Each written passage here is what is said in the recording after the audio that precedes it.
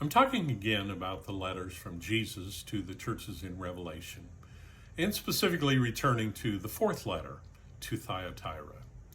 I noted before that Jesus starts out commending the people there. He says, I know all the things you do, and I can see your constant improvement. But he tells them he has a big complaint. And the complaint is related to a woman who's a part of this church who is leading many people astray. He said she teaches them to commit sexual sin and to eat food offered to idols.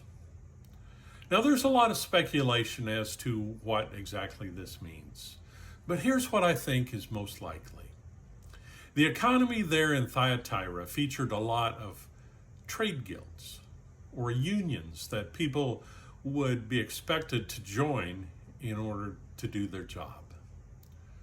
It seems that these guilds would have regular meetings, and often they would just become a wild party with a lot of food served that had been offered to idols and a lot of sexual immorality going on. So for people in the church, that became a dilemma. They could say, I believe in Jesus, and I want to be a part of this church. But I've also got to have a job, and that job requires me to be a member of the guild and to be a part of their meetings. But sometimes what goes on there in the meetings just doesn't seem right to me. So this woman may have been telling them, it's okay.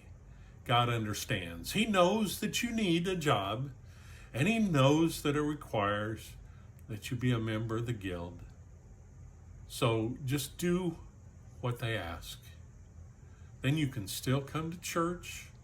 You can work hard in the church. And if you feel a little guilty, then work a little harder. God understands. But Jesus is saying that's not right. God doesn't understand. That's a lie. That's living a double life. And so he's telling them that there's going to be suffering for those who do wrong. And the seriousness of it is shown in the fact that he refers to this woman as Jezebel, who, if you know things about the Old Testament, was one of the most wicked queens for Israel. So join me next time as we see the solution that Jesus has.